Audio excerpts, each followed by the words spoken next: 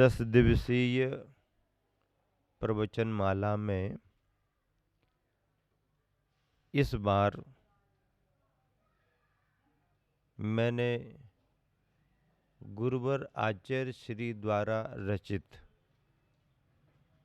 हिंदी की भक्तियों को रखा है। मूलतः ये भक्तियाँ संस्कृत में आचार्य पूज्यपाद स्वामी ने लिखी हैं। आचार्य पूज्यपाद स्वामी ने जिन भक्तियों को लिखा है वह त्यागी वृत्तियों के स्वाध्याय में निरंतर आती हैं। सभी जन पढ़ते हैं, स्वाध्याय करते हैं। ऐसी उन भक्तियों को आचार्य श्री गुरुवर विद्यासागर जी महाराज जी ने हृदयंगम कर हिंदी भाषा में पद्यानुवाद किया है। उस पद्यानुवाद का पाठ निरंतर करता रहता हूँ, सभी से कराता भी हूँ। मन भावन है, सुंदर है, सरस है, मधुर है। वैसे आचार्य प्रवर कुंद कुंद स्वामी ने भी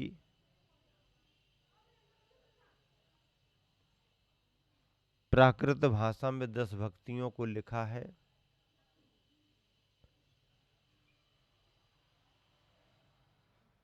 प्राकृत भाषा में लिखी भक्तियों को भी हम और आप सभी जन पढ़ते हैं।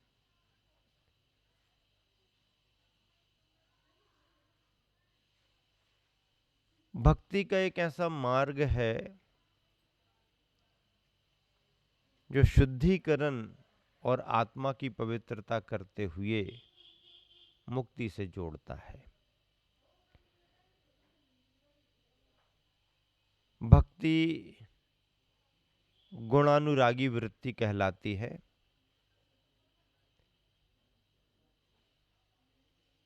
अपने आराध्य परमात्मा के प्रति,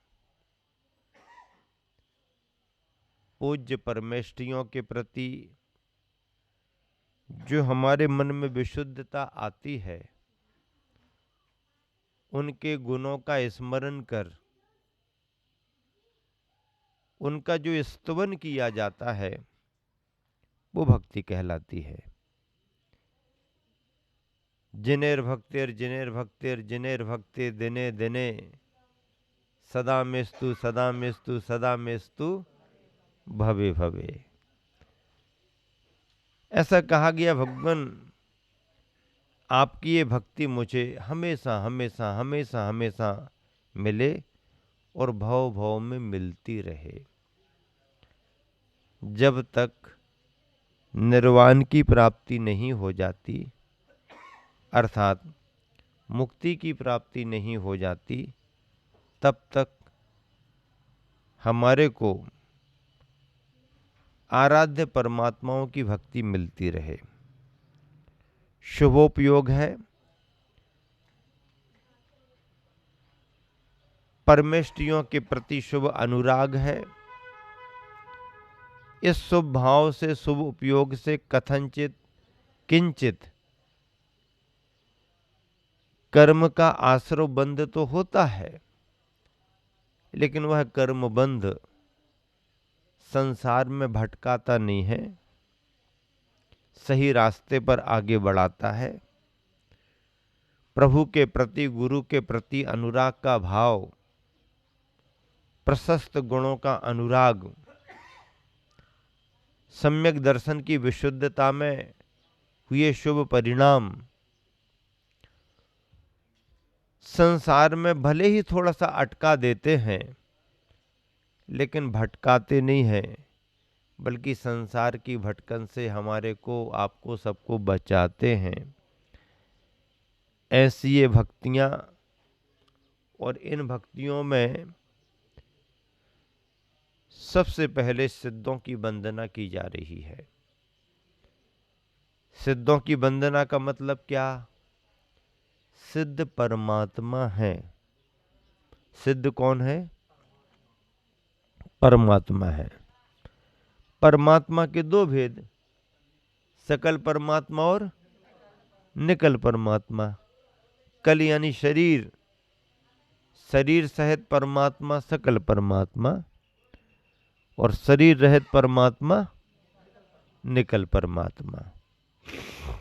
ऐसे सिद्ध जो बने हुए हैं, इनको सिद्ध क्यों कहा गया? बताओ बेलेरा वालों, जैसी नगर में बैठ के बताओ, सिद्ध नाम क्यों रखा? क्योंकि उनको जितने कार्य सिद्ध करने थे वो सारे कार्य उनके सिद्ध हो गए। अब कोई भी कार्य सिद्ध करना उनको शेष रहा नहीं, इसलिए उनको सिद्ध हो कहा गया। अपना कार्य पूरा हो जाए तो हम उसको क्या कहते हैं कि भैया अपना काम तो सिद्ध हो गया, अपना काम हो गया। तो जिनके सारे प्रयोजन पूरे हो गए, कार्य सिद्ध हो गए, वो सिद्ध परमात्मा हैं।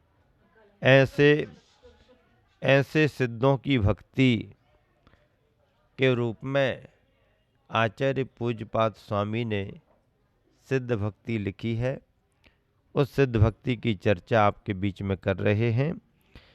जिनके शुचि गुण परिचय पाकर बैसा बनने उद्यत हूँ, विधि मल धो धो निजपन साधा, बंधु सिद्धों को नत हूँ। निजी योग्यता बाह्य योग से कनक कनक पाषाण यथा, शुचि गुण नाशक दोष नसन से, आत्मसिद्धि वरदान तथा। पंक्तियां हैं, भाव प्रबंध है, सरल है। जिनके शुचि गुण परिचय पाकर, शुचि यानी पवित्र, शुचि का अर्थ क्या होता है? पवित्र। गुणों का परिचय पाकर, कैसे गुणों का परिचय पाकर? पवित्र गुणों का परिचय पाकर। जिनके, किनके? जिनके मतलब सिद्धों के पवित्र गुणों का परिचय पाकर, सिद्ध परमात्मा भी हैं, उनके भी गुण हैं। अपन क्या समझते हैं सिद्धों को? ऐसा तो नहीं समझते कि कर्म नष्ट हुए तो सभी नष्ट हो गया। नहीं, कपड़े को साफ सुथरा करते हैं तो कपड़े से गंदगी मैल ही निकलता है, कपड़ा तो ज्यों का त्यों बचा रहता है। तो जिस गंदगी और मैल के कारण कपड़े का उजलापन दबा हुआ था, छिपा हुआ था, साबुन पानी लगाने से क्या हो गया? साबुन पानी लगाने से क्या निकल गया? जो अतिरिक्त आया हुआ था, बाहर से जो आया हुआ था, वह निकल गया। क्या निकल गया? जो बाहर से आया था वो निकल गया। हमारे अंदर का कोई हमारा तत्व नहीं गया, मूल तत्व कुछ भी नहीं गया। हमारे जो स्वाभाविक गुण धर्म हैं थे, वो ज्यों के त्यों हैं। कपड़ा कपड़े जैसा ही है, बल्कि ऐसा करने से कपड़े का मूल स्वरूप हमें समझ में आ गया, स्वभाव उसका समझ में आ गया, उजलापन है कपड़े में। तो सिद्धों ने जो सिद्ध पद पाया है, कर्म नष्ट किए हैं, तो कर्म नष्ट हुए हैं, उनके गुण नष्ट नहीं हुए। परिचय भगवान का मिला तो मन में क्या आया? मैं भी वैसा ही बनूं। भगवान को देखने से भगवान बनने का भाव आता है। आता कि नहीं आता?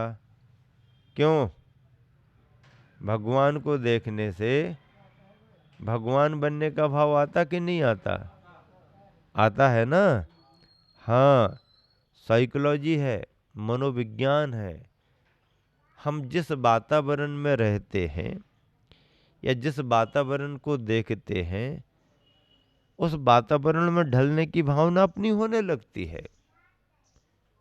एक व्यक्ति किसी वैज्ञानिक का चित्र रोज रोज देखे, उसके बारे में रोज रोज परिचय प्राप्त करे, तो उसको वैज्ञानिक बनने की भावना होने लगती है।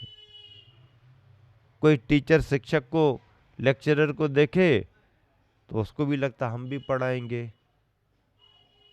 कोई इंजीनियर को देखे, उसका परिचय मिले तो ऐसा लगता हम भी इंजीनियर बन जाएं। कोई किसान को, व्यापारी को देखे, उस वातावरण में रहे, किसान व्यापारी बनने का भाव हो जाता है। लड़ाई झगड़ा करने वाले के साथ रहे तो लड़ने झगड़ने की आदत हो जाती है। ज्ञानी विद्वान की संगति मिल जाए तो ज्ञानी विद्वान बनने की भावना होती है। मूर्ख से मूर्ख मिलता है तो दो दो लातों का व्यवहार करता है, और ज्ञानी से ज्ञानी मिलता है तो दो दो अच्छी बातों का व्यवहार करता है। ऐसा होता है। तो वातावरण का प्रभाव हमारे मन पर पड़ता है, मनोविज्ञान है। मंदिर में आप क्यों जाते हो? प्रश्न करो अपने से। जैसी नगर वालों, प्रश्न करो। खूब आनंद ले रहे हो, मंदिर में क्यों आते हो रोज रोज? आप कहोगे भगवान का दर्शन करने। तो भगवान का दर्शन रोज क्यों करते हो? रोज इसलिए करते हैं कि भगवान का दर्शन करने से अपने अंदर अपने अंदर अपने अंदर उन जैसा बनने का भाव बनता है। हाँ, और बाहर के भगवान का दर्शन करते करते, बाहर के भगवान का दर्शन करते करते, बाहर के भगवान का दर्शन करते करते जिस दिन तुम्हारे अंदर का सोया हुआ भगवान जाग जाए, सो समझ लो भगवान का दर्शन करना सफल हो गया। जिनके शुचि गुण परिचय पाकर वैसा बनने उद्यत हूं, विधिमल धो धो। क्या? विधिमल धो धो। विधि का अर्थ कर्म होता है। विधि का अर्थ क्या होता है? कर्म। वेद यानी प्रकार, जिसमें एक ई की मात्रा है। वेद प्रकार के अर्थ में आता। विधि, विधि का अर्थ कर्म होता है। फिर आप कहोगे महाराज जी आप भी तो रोज विधि लेते हो, तो कर्म लेते हो क्या? नहीं, वो विधि संकल्प मानी जाती है। एक विधि का अर्थ प्रतिज्ञा, संकल्प, और एक विधि का अर्थ कर्म, और विधि यानी प्रकार। तो विधिमल धो धो, कर्मों के मल को यानी कलंक को, किट्टी माँ काली माँ को धो धो, धो धो। हाँ, जब तक सफाई ना हो तब तक। वॉशिंग मशीन में नहीं, पता ही नहीं पड़ता क्या हो रहा अंदर। पहले अच्छे से कूट कूट करके, हैं, हाँ हाँ, अच्छे गला दिए, सोडा साबुन लगा दिया। जब हाथ से धोते धोते मजबूत कपड़े ठीक ठाक नहीं हुए तो फिर क्या उठा लेते? मुंगरिया। हाँ, क्या लगा? हाँ, ठीक करके, हाँ अब ठीक हुआ।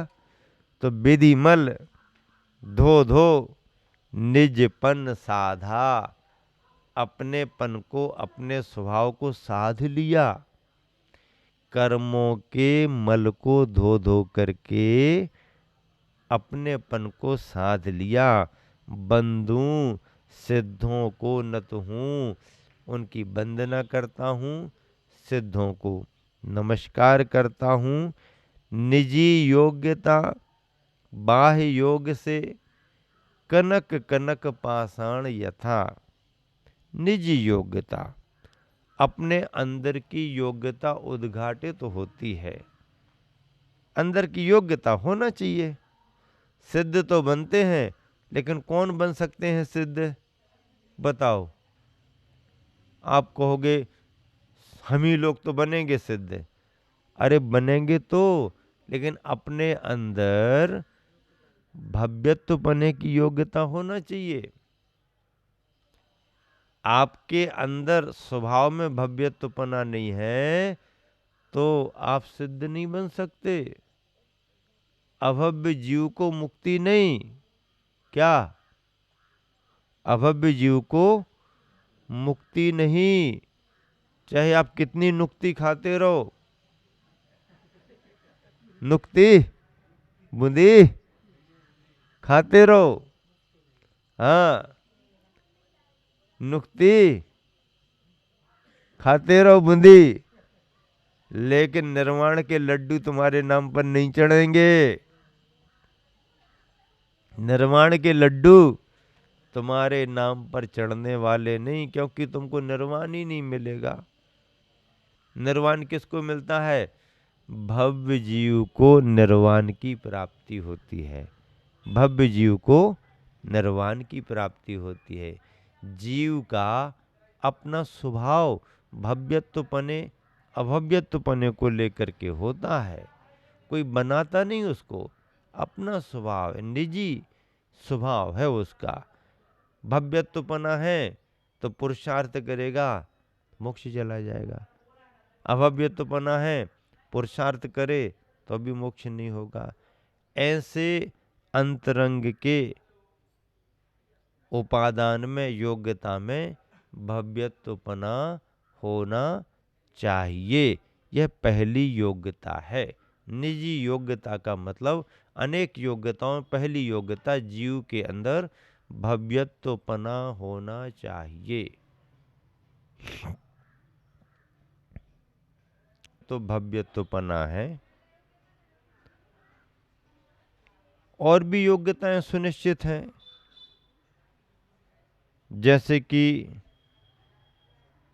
संगी पंचेंद्रिय अवस्था होना, मनुष्य की पर्याय होना।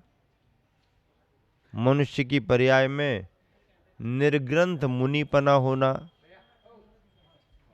निर्ग्रंथ मुनिपना होना,